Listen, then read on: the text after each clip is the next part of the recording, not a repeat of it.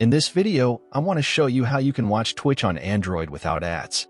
Normally, when you start a stream or after a certain time, if you are not subscribed, you get an ad. To avoid this, we are going to watch Twitch through FIREFOX with the Ublock Origin add-on.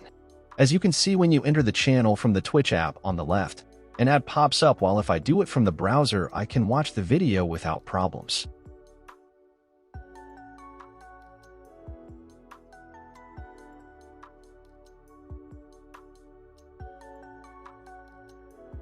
To install the ad blocker, we go to the add-ons menu of FIREFOX and select Ublock Origin from the list.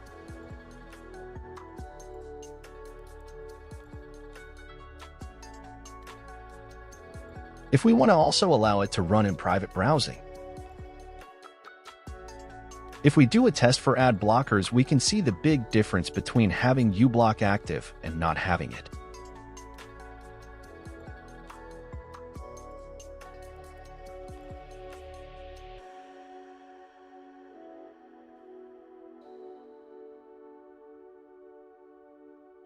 The same can be applied to all pages in which we navigate, including Twitch or YouTube.